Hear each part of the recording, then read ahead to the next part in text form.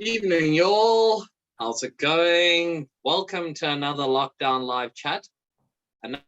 Another special lockdown live chat. This week, a little bit of an interesting challenge that was posted to us by the guys at HeavyHops. Arno said, "Hey guys, you spoke about not death metal, but doom metal over 2 months last year. Why not actually review some of the African and South African doom metal releases that have come out since then and prior?" So yeah, here to help me unpack 10 doom metal tracks from around Africa, my notorious co-host, the purveyor of all things Dracona Media, Mr. Alec Larson. How you doing, man? Good, man. It's been a bit crazy busy, and I mean that's why we're doing this less often, but more intentional with our content. I'm quite keen to unpack this doom metal tracks that we were sent. Maybe our audience don't really know this, but doom to me is one of the most varied subgenres in the sort of metal genre. There's stuff that sounds like black metal, there's stuff that sounds symphonic and epic and orchestral, and then there's the weird shit that sounds like a guy has done a whole bunch of LSD and coke and it's mixed in a really weird way. So that's what doom's all about, and that's what we're here to unpack. Yep, pretty much. A lot of different subgenres and micro genres go into what is doom metal. So yeah, let's kick this off and let's head up to a place that we've actually become quite familiar with metal-wise in Africa. But here we're talking doom metal. We're up in Nairobi, Kenya, with a band called Seeds of Datura and their track Pokea, Oponyaji. Yeah, I think I got that. Hopefully I didn't butcher it. My apologies if I did. So yeah, track was released in 2018, May 16th, and yeah, out on Bandcamp exclusively. So Alec, why did you kick us off? What did you think about this one? Yeah, so I loved how it started out, like a super groove metal intro, had like a really chuggy bass. The guitars were very prototypical of doom metal in the sludginess of them. And then when the vocalist kicked in, he had this awesome guttural low. So for me, this is a fundamental thing with death doom is you don't want high soaring vocals. You want that low guttural to balance out the slowness of the music. It's probably the shortest doom song ever because it's under 3 minutes long, and yeah, it was a breath of fresh air considering some of the tracks we listened to were nearing the 13-minute mark. If I had one thing to be nitpicky about, for me, even though the vocals were really awesome, they're a little bit too loud in the mix for me.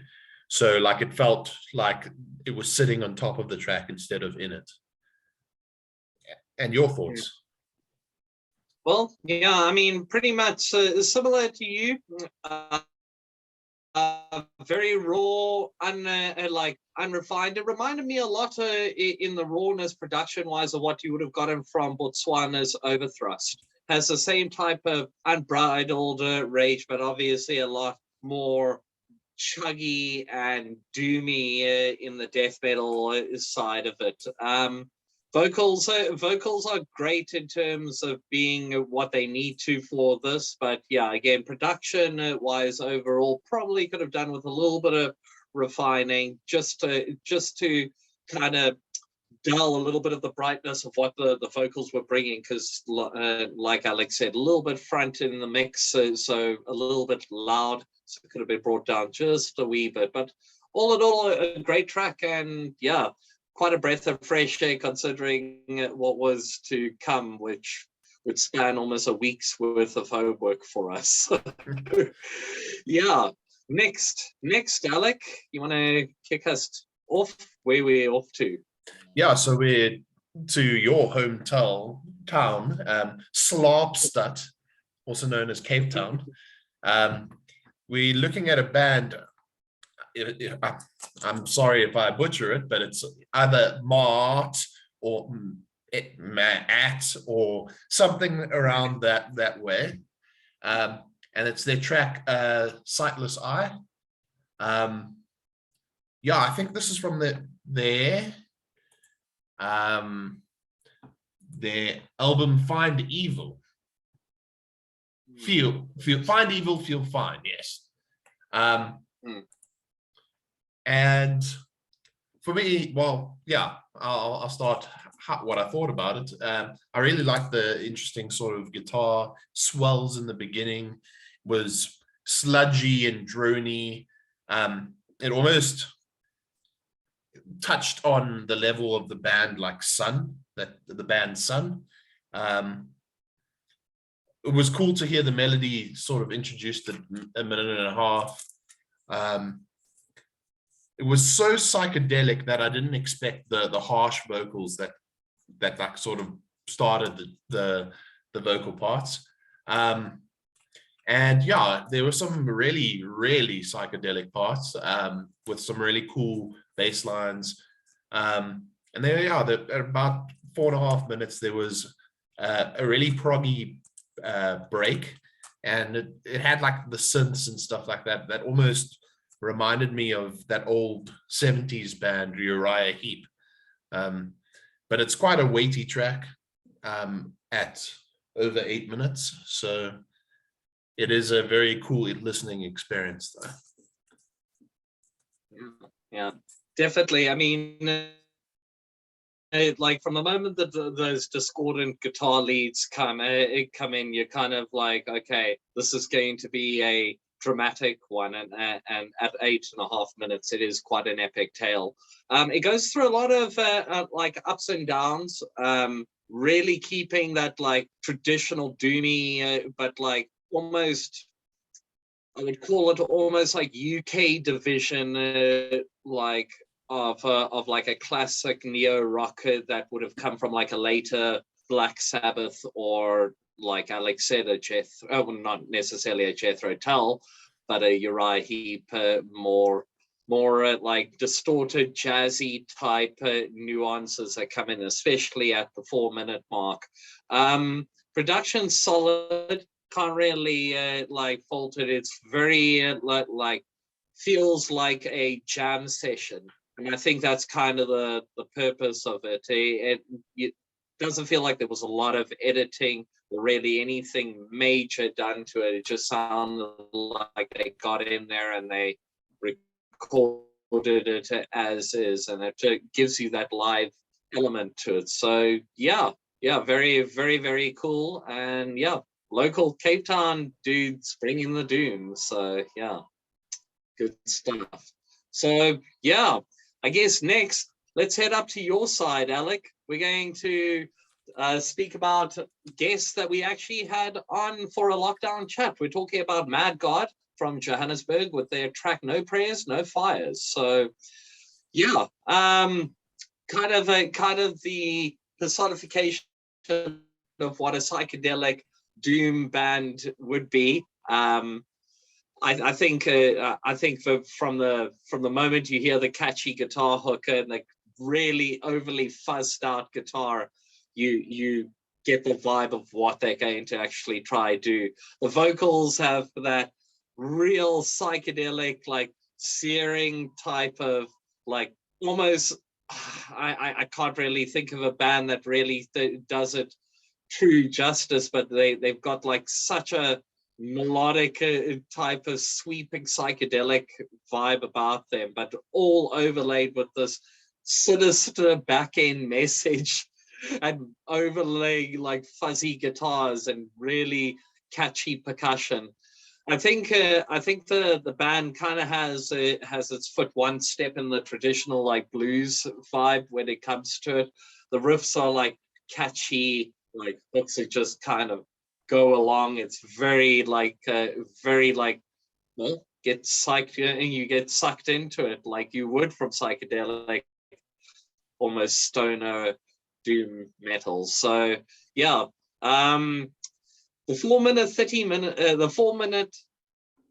30 mark actually breaks into these almost like sounds like female whispering. Yeah, those harmonics basically overlie into some lost rights vocals at the end, and yeah, ends it on a very depressive feel. But yeah, the whole track, again, a very melancholic feel to a track that has a very somber message. So yeah, what were your thoughts on it, Alec? Yeah, so you could hear the really intentionally lo-fi fuzzy guitars, groovy riffs. The one thing that always blows my mind is the front man and guitarist of this band, Tim Harbour, is an insanely good guitarist, and most people think of doom as the slow music that anybody can play, but Tim interweaves these insanely fast runs that are like super shreddy. I remember playing a show with him and having this, seeing someone in the audience like watching, like, oh, whatever, and then Tim did one of these fast leads and the guy's jaw dropped because he just expected this slow chuggy music the whole time. And that's what Tim's very good at in this doom music, is ladling it with that speed every now and then, and they'd like really sneak up on you.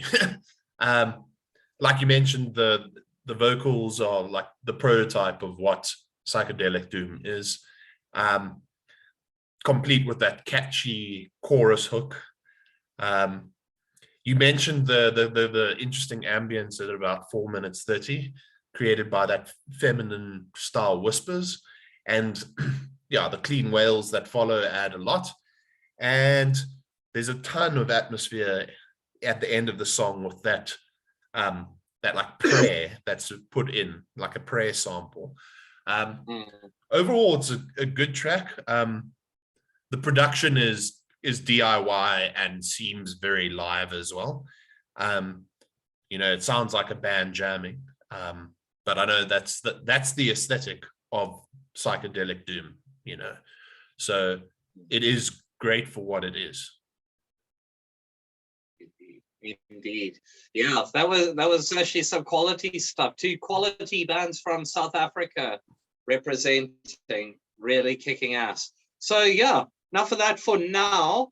How about we head up to Tunisia with a band called Omination and the track The Sword That Came Out of His Mouth.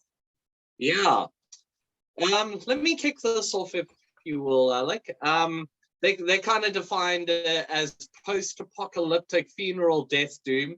You would definitely get to that when you hear this. From the moment you hear it, the production has that dark, cavernous type feel, that droning wall of sound, that impenetrable like wall that you would expect from funeral death doom. And the hanging pads make it even more impenetrable, almost just hanging over the entire track. The organs add a lovely little atmosphere, though. Kind of breaks the tension of that buzz saw type sound, and the harmonics that are used in the mid of the track branch to what the lost bit was. In terms of the vocals, they're used sparingly, in my opinion, and I think that really helps kind of break a little bit of what is that dense, impenetrable sound that they obviously were going for. The track ends nice and harmonically at the end, and the drummer goes completely all out on the fillers in the middle of the track, which is similar to what you were saying in terms of Mad God, in terms of crazy speed that's thrown into the slow to kind of break up the tension. Drummer definitely shines on this. So yeah, great offering from the band. Probably the most darkest out of all the releases that we reviewed today. So yeah, what were your thoughts on it? Yeah, you mentioned it's one of the darkest. To me, it was one of the most polished as well, in terms of production. Tons of atmosphere created through the orchestration. A very interesting vocal style for the funeral death doom. There was like a blend of harsh vocals, but that transitioned into like a harsh singing. So it was quite weird for me because generally harsh metal vocals, they're so saturated and so harsh that they don't have to be in a key to so to speak. Whereas this, some of the harsh vocals were melodic to the point that they were in key with the song. There was a very melodic part that shines for me from about 2 minutes 45 seconds. And there was a really cool chanting bit at about 3.5 minutes. This to me feels like something I'd enjoy seeing live, just from the theatrical. It felt like a very theatrical piece. But yeah, for me, this was one of the most polished tracks on the agenda for today.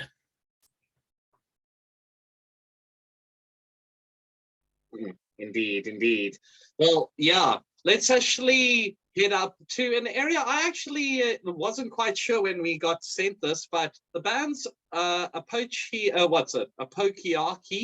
with their track Obol, and they actually are from the Netherlands. It's apparently a one-man band, but some connections to Africa, which I'm hoping Arno will be able to give a little bit of insight. So hopefully in the comments section we'll see. But yeah, funeral death doom group also. I don't know, Alec, do you want me to kick this one off? I'll take it. Let me start this off. Cool. So yeah, we don't have to wait for Arno.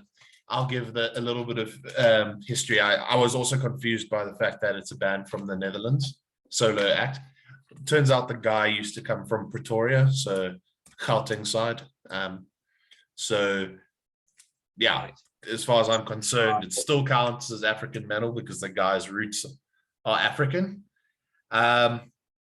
It had quite a cool tribal sounding instrument in the beginning, like tribal meets almost Arabic. Vocals are so deep in the mix in the intro that like it sounds like another instrument. And this is the case until the like really saturated vocals kick in at around 2 minutes. It's got that war metal style of like a band like Archgoat or Demon Destroyer. The song is very, very long. It's 12 minutes 37 seconds. It's got quite a fuzzy tone, and yeah, there's quite a mix of styles in there.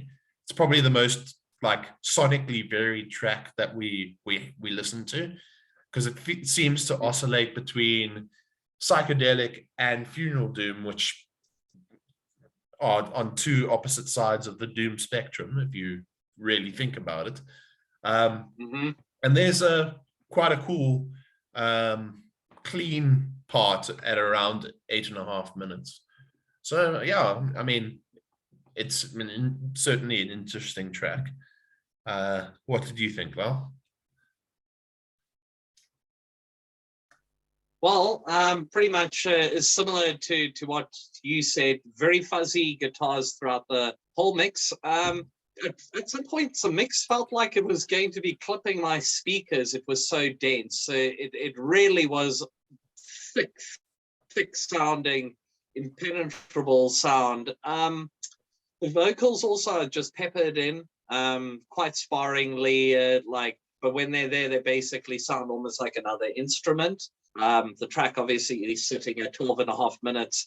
It has a little bit of a neo-prog feel to it. At 8 minutes, it breaks into a very orchestral type of ethereal sounding type of death doom.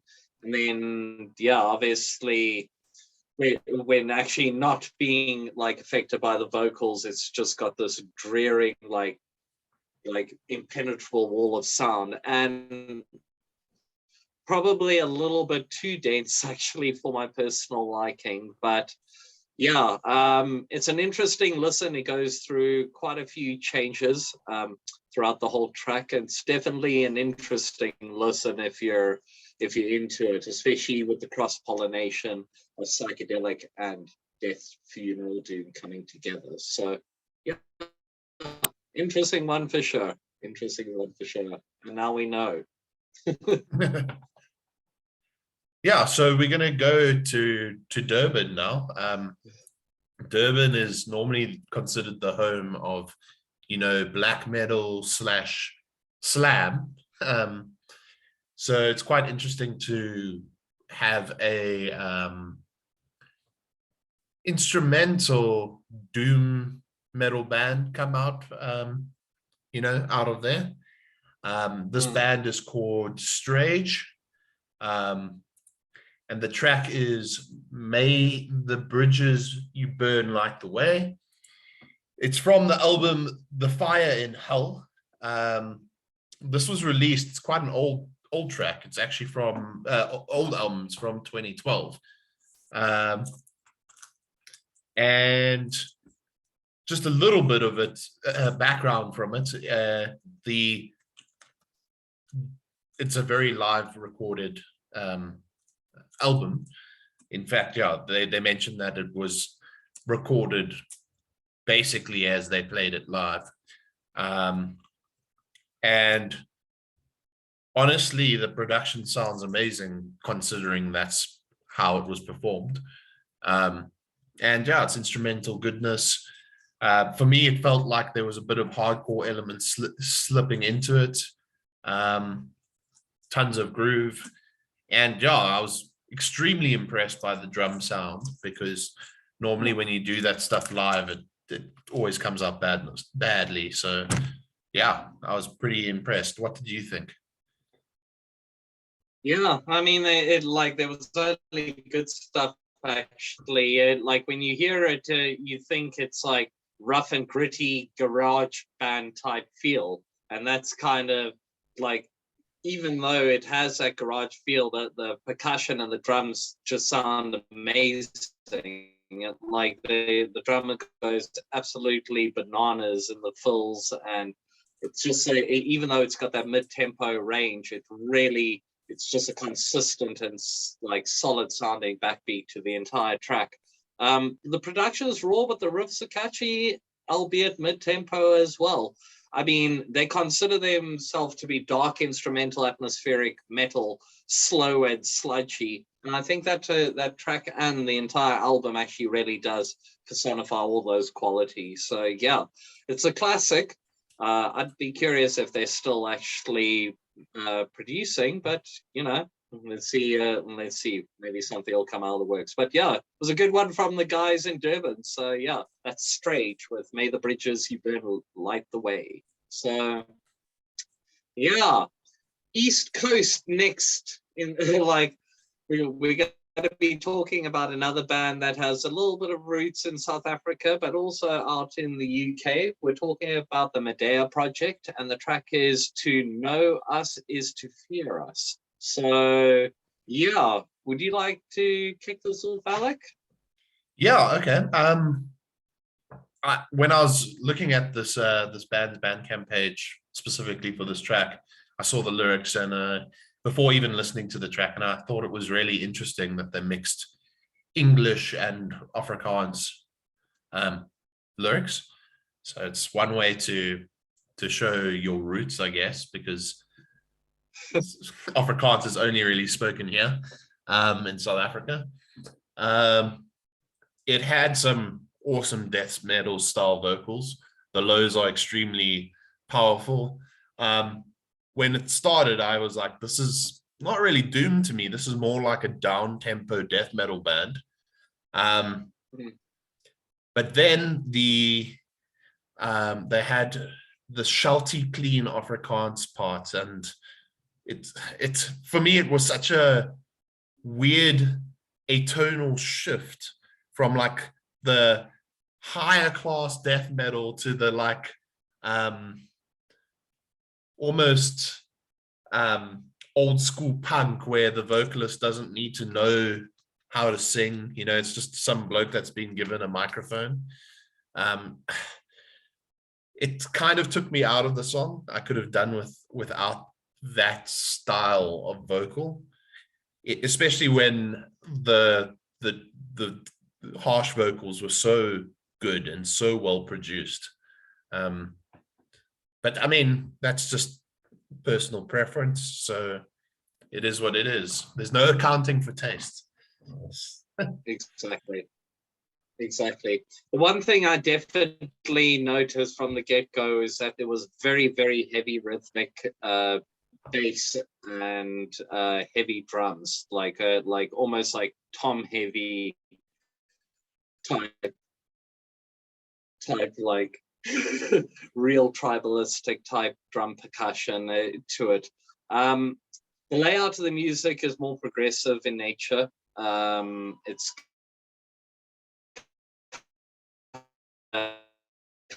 like death metal-y, like mid-tempo to slower, and then it's almost a juxtaposition between the low and the high like vocals, that they almost don't seem like they should be together, but they somehow found a way to blend them together. And that's the one thing I will actually give them a lot of props for, is with this track specifically, is the transitions from being able to go from one extreme to the other. It definitely was something commendable. Well, not a lot of bands are able to do that to proper justice.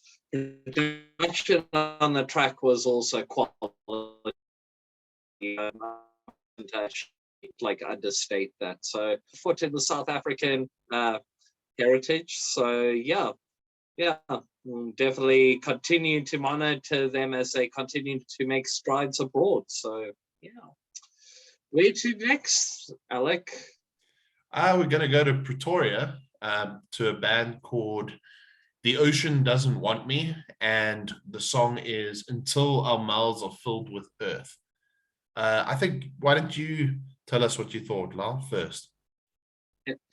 Yeah, I'll definitely like psychedelic stoner post-rock doom hybrid. I think the best way to kind of describe this band off the bat. Also an old track released April 21st, 2012 as well. So yeah, also another classic that people must check out. It's a long track, 12 and a half minutes plus, but traditional doom in that sense. It has a more modern day production, which is something that was quite refreshing, hearing a bit more of a progressive style as well. A lot of interesting time changes going through the entire track. All the verses kind of almost seem like they move one bar to the side every time, which is kind of interesting. There's clean, there's gritty growls, and some parts feel like almost like a Pink Floyd like ode at times, especially around the 7-minute mark. It definitely goes way more psychedelic swishing type feel with the harmonics and the almost like laden atmospheres that they had in the background. The track really comes full circle at 7.5 minutes, and the blast beats and dissonant harmonic riffs are the order of the day, and it carries out to a beautiful mid-tempo modern prog type finale. It's an interesting listen all the way through the one thing I do enjoy when it comes to Doom is not really knowing where the track is going to go next. And this is one of those tracks that really does do that, like within the stoner, sludgy, post-rock Doom feel. So yeah, interesting one. What were your thoughts, sir? Yeah, so when I started listening to this track, the progression in the beginning made me think of like pop punk or easycore. Like I mentioned, it is recorded in Pretoria, but the production is amazing because it was mastered in Sweden. So props to whoever mastered it in Sweden. There's a chaotic sort of drum part at approximately 3 minutes, which made me think of, there's a band called God is an Astronaut, and they have like this super chilled out vibe, and then they have like a black metal blast beat in the middle of the song, and that's kind of what this made me think of. There's some weird leads around 4 minutes, and the Vox vocals kicked in at about 4.5 minutes. I initially wasn't sold on the vocals. They were very shouty and layered, and some of the layers weren't quite in time with the others and whatever. It was very chaotic and weird. There was lots of different things happening. Like you mentioned, there's no predictability to the track. At approximately 6 minutes, there was some really nice like hymn style vocals, which is something interesting. It's not really heard. And there was some punk vocals every now and then. There's a ton of music variation for one song. I did feel like from about 10 minutes, I was like, okay, the song can end now. Like it felt like it had played its course at about the 10-minute mark, and there was still 3 minutes left. So I felt like it might have just been made long for the sake of being a long song. It's the only negative thing, really. Right. Yeah. It was an interesting contribution to come out of 2012, though. So I guess we mustn't understate as well. 2012. Anyway, so for the 9th review of tonight, the penultimate review, we're going to head back down to my neck of the woods. We're going to be talking about a Death Doom band called Total Ruin, and their track called Broken Paths. And apparently this is the same members of the hardcore band Peasants. So it was an interesting little bit of knowledge there. So apocalyptic Death Doom group, track Broken Paths, crunchy guitar riffs, order of the day from the get-go. This is more like the knuckle dragging type Death Doom, because it's almost got the angst enough for wanting to start some type of pit. The interesting thing is with this track is that the vocals really only show themselves once in the tune, and when they do, there is such a pain-driven angst in it that it actually really like touches more on the funeral side on that. But the music has a very well polished, clean, produced feel, so it almost could like tether outside of the Doom genres. So interesting track.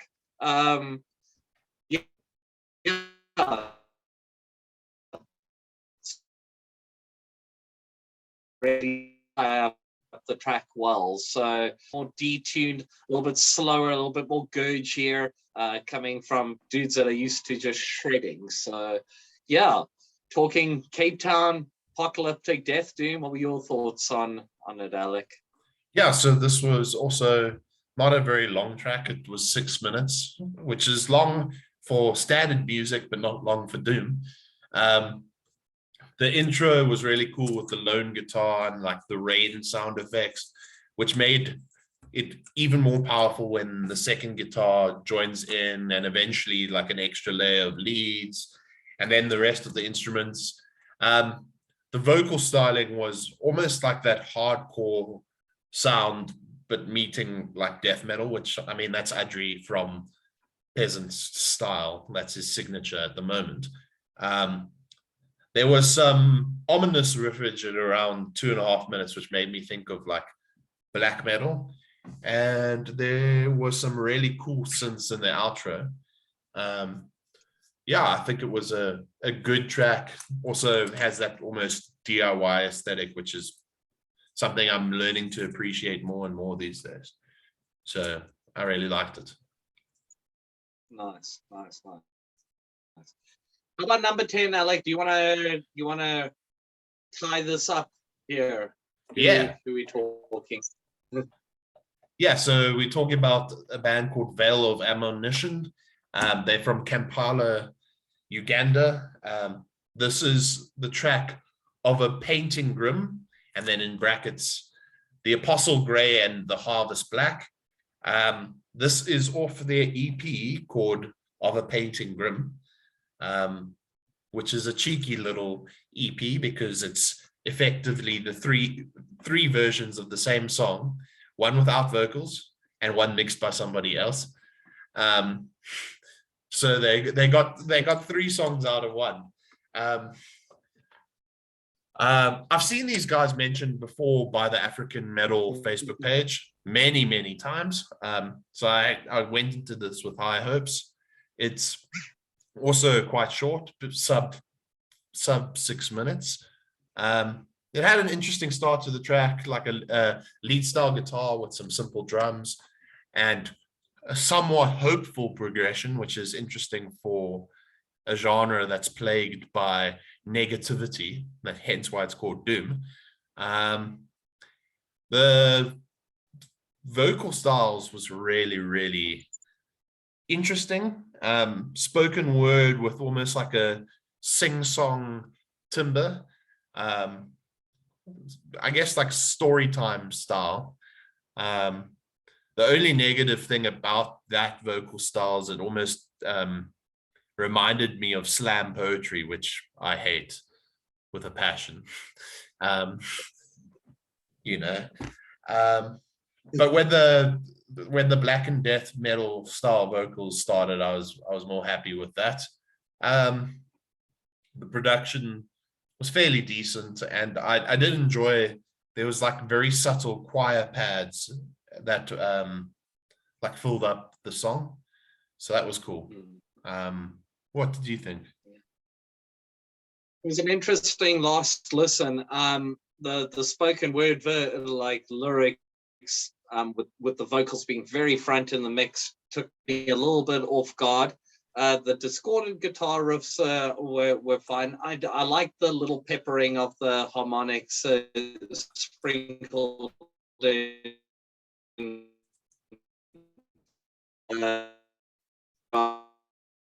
A little bit more spaced out. An interesting listen if you are not actually into more spoken word, gruff type of singing, because it isn't necessarily a rhyme or a rhythm, if you will. So I think it was an adventurous type of track. I've actually went and heard other tracks that they had put out on Bandcamp, and those were tethering a little bit more towards the death doom side, which is exactly the route that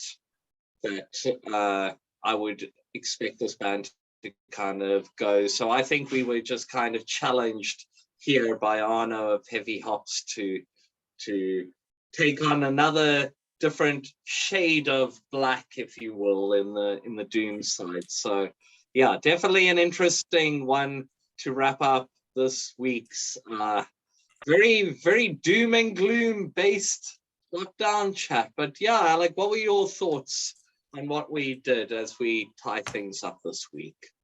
Yeah, so like I said in the beginning, doom is one of these subgenres that is so varied, and it's really cool to be able to listen to it. It's not an easy listen, but at least it wasn't a whole bunch of songs about suicide and grief, which is quite a lot of the death doom and doom subgenre. So it wasn't that difficult to listen to. It was more that I wouldn't at least listen to hours and hours of doom at a time, you know. I like my doom peppered in amongst all the other music that I listen to. Indeed. Again, as we mentioned at the beginning of this chat, this took us over a week to get through these tracks. You always have to be in the right mood for it, and we wanted to give our proper attention, and we were pleasantly surprised, which is ironic when it comes to doom, because you're usually supposed to be completely disappointed. So anyway, yeah, we just want to really send a shout out and thanks to Arno and the HeavyHops guys for sending us this playlist. It was really good, actually, dipping our toes into some of the talent that we've actually interviewed here on the chat. So yeah, a future by them. I'm sure there will be more coming. But yeah, Alec, as we start to wrap up this week, any final thoughts? How did we do? Did we do good? I think we did Can good. We call it quits? I think we can call it quits. Nice. I think we've spoken enough. Thank you to everybody that tuned in. Don't forget to like, share, and subscribe. That always helps. If you feel the need to share this on your social media, please do. And again, yeah, just keep staying safe, keep that social distancing going. We're not out of the woods yet, but we're getting there. Hopefully this pandemic hoo-ha will be over soon enough. Thanks a lot, guys. Have an awesome week ahead. We'll see you guys very soon. Take it easy. Laters.